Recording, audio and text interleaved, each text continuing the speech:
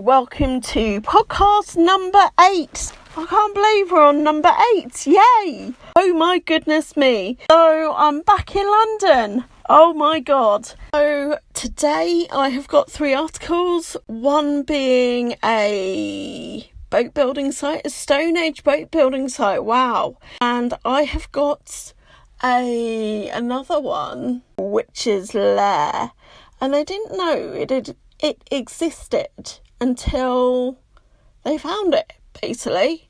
Remember, we've got the trout of the week. I'm going to get on with the article 1. Article 1 comes from BBC News. Makeover reveals Tudor building secrets. Ooh, and it looks like a nice little cottagey kind of shop with a little flat on top. You know, a proper Tudor building. Shop sign and a 15th century something. I will go. Cambridge University restoration unearths historical finds. A bricked up window containing a 15th century glass and a Georgian bacon ovens have been found during the restoration work on a city's hidden gem. Tumwell's Court has 2 shop fronts either side of a passageway in Trumpington Street, Cambridgeshire. I love that name of Trumpington. Property has been restored. Student digs by Cambridge University's oldest college, Peterhouse. So it would be the oldest college of Cambridge. So Cambridge University, the oldest college. Senior bursar Ian Wright, no, not that Ian Wright, said the Grade 2 listed buildings were in near dilapidated state before work began. Other finds include a 18th century, so 1700 sign, a well, which you can get water out of, and a near intact Victorian copper, meaning copper pot, I think, used in a wash, laundry and to heat water. Dr. Wright said the post-war repairs on the hidden gem prevented the Tudor wooden structures from breathing. He said a lot of wood literally turned to dust and had to be scraped out with replacements found. Master carpenter Vince Thurby took more than 2 years to restore the buildings for Peter's house. Tumwell Court dates back to the 16th century, that's 1500s. In the centuries since, its garden yard was filled in to create the passageway with buildings on either side. Its names come from Tumwell family who ran the bakery from the site for more than 40 years from the late 18th century, so that's 1700s. Shop sign was found hidden in the baker's oven, which had in turn been bricked up for the fireplace.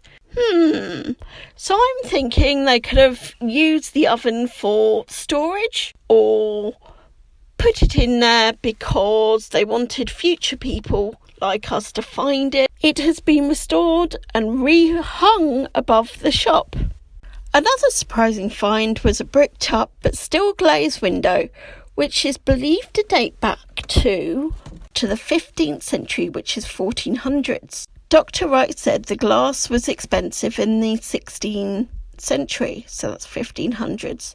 So it appears the window was recycled. Then, in the 1800s, 19th century, building was put up right against the window and it vanished from sight. The college will use the flats for postgrad students and visiting fellows. And that is the end of the article. It's amazing to think that this little building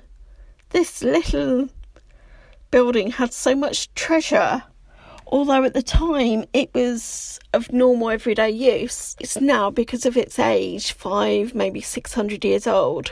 It's now because of its treasure. It's a gem of a history find. It's amazing. Yeah, that is Article 1. Article 2. Mysterious centuries old London stone that protects the capital from destruction baffles scientists. London stone is housed in a small crypt built in the worn Cannon Street and has been there since at least the 16th century, which legend has it that the modest lump of lime has magical properties, and that if it's removed from London, the city will fall. Buildings have risen and fallen around it over the centuries, and scientists say that it may have been sitting on Cannon Street since the Romans ruled Britain. Oh, I love the Romans. It's always there and always remains the same. Stevenson, an expert of the Museum of London, told the BBC. It has stood roughly in the same spot, and while everything has changed around it, no one knows quite how it got there and how long it's been there. But it's marked on a map dating the 16th century of London. Some experts believe the antique was placed there by Brutus of Troy, the legendary founder of Britain, with the saying, "So long as the stone of Brutus is safe, so long shall London flourish." Many reckon it was left there by the Romans during their occupation of Britain from 54 BC to 410 AD. The 76-kilo rock could have been used by the invaders either as part of a monument or milestone. So this way to London, basically. Studies suggest that the stone was dug up in Devon or possibly the Cotswolds, but nobody knows for sure. Scientists can't explain it. This is one case where the archaeologists and archaeology has failed, John Clark, the curator at the Museum of London, told the BBC. Whatever its origins, it has been part of London for centuries and features in the vast and very first map of the city, drawn up in the 16th century, which is 1500s. The stone even features the work by famous writers, including Shakespeare in Henry VII, Part 2. In the play, the Kentish rebel Jack Cad uses the stone as a throne.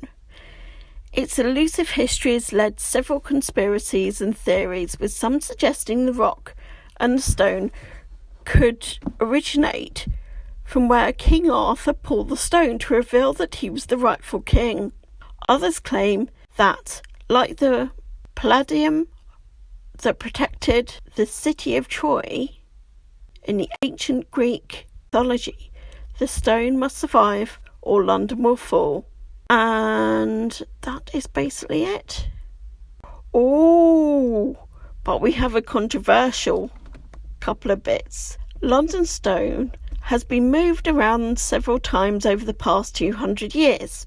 In the 17th century, it was deemed to be blocking the road, so it was moved to an alcove nearby the Swinnertons Church. The building was pummeled by the German bombs during the Blitz, and after the demolition in ruins in 1960, where the stone was left undemolished, the stone briefly moved to the Guildhall Museum.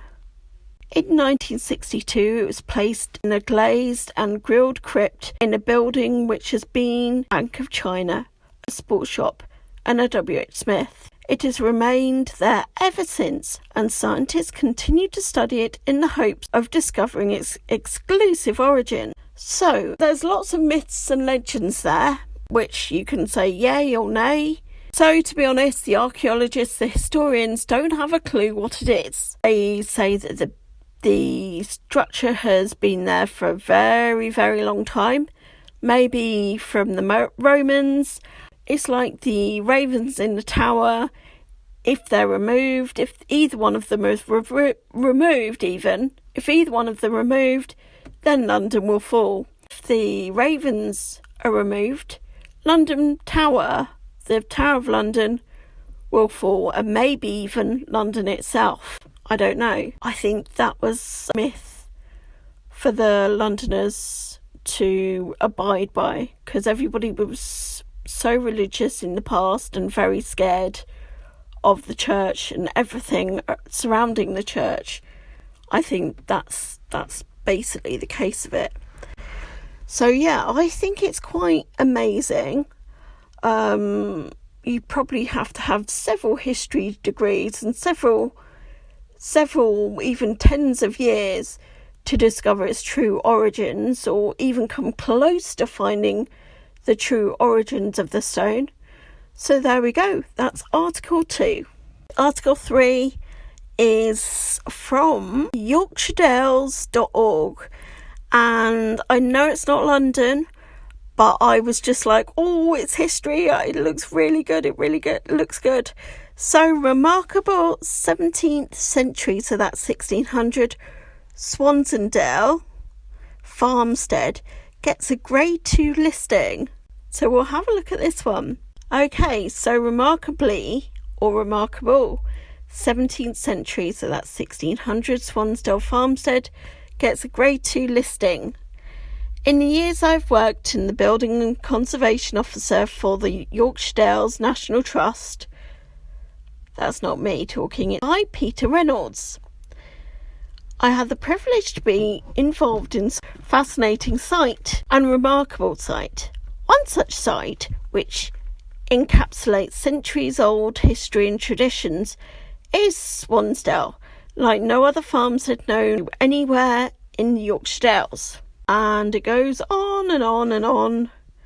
And the site has been known over 350 years as Low Witter, and it is likely to have originated as just one cruck-frame single-storey farmhouse or longhouse, possibly 1600s, so that's 1500s, which sections of thick, low stone walling still survives. The longhouse was a typical farmhouse, though thought to have been much more widespread in the middle and early post-medieval periods of the North England, where the family and livestock would have lived under the same roof and shared the same entrance. The livestock would have been stored at one end of the building and the house contained within the other end. So basically, the livestock is at one end, the family and where they ate, slept and entertained was at the other. You know, their living room, their kitchen, and their living room, kitchen and their bedroom was at the other end. The close family and their descendants continue to live on the farm and this land. Though lower status farmsteads such as these would have been once common in the Dales, Low Witter is one of the very few surviving examples of comparable age and significance which can be interpreted so regularly. As a result, it provides a fascinating insight to the past, living and working conditions for ordinary people in Swansdale. The building at the Low Witter have considerable potential for both architecturally and archaeology to yield further information about the changing architecture and traditions of post-medieval Swansdale. Their designation as the listed building will allow the character and significance further recognised and conserved as part of the planning process. So basically, they are conserving them for future people, and they've put like a thing on to make sure that nobody knocks them down and they can visit them, basically. So, okay, Trowel of the Week. An enchanting new tea shop and museum has just opened in central London, and this is from the Londonist. So we shall have a look. A fancy new tea museum and shop and restaurant are opened up in lovely Covent Garden. French brand Mariage Frise have taken up residence in the 5-storey Georgian townhouse in King Street, unveiling what it claims to be the largest collection of tea in the world, displayed in apothecary-style wool, apparently the longest of its kind. Vintage is the theme here, with most subtle nods to its brand's 150-year-old history. Wow! 1,000 varieties even of tea from 26 countries are available to buy by weight, and from the antique black canisters with tea specialists dressed in white linen on hand to offer museum goers and buyers to offer advice. And guess what? You pay at a vintage cashier booth. Ooh, on about all the different teas. Leopard tea, tea-infused desserts such rooibos tea, candied strawberries served with cream. Cocktails are available too, including Marabou Ballet, consisting of black tea with red hibiscus, I do apologise if I said the name wrong, with licorice, leeches and white rum. If you're really into this tea, the fact that you've made it this far into the article suggests that you are. There is a showcase of antiques from the tea trade. Pride of place is the personal collection of the Marie-Frise family, including oak and beech tea chests, pewter tea boxes from their years at sea. Teapots, caddies, canisters, old archives are also on display. So yeah, go and have a look at that. That looks really interesting. So thank you for listening to my podcast. I have really enjoyed it. I hope you have too. I'm going to take the comments out. Like, comment and subscribe. Please do the subscribing. Please do. And yes, check out some of my other stuff. Some of my other stuff is about World War II shelters and Romans, obviously. And there are the highlights from Lou. And yes, it's going to be like the behind the scenes footage. Please give it a like, comment, subscribe, and I will see you very soon. Take care. Bye.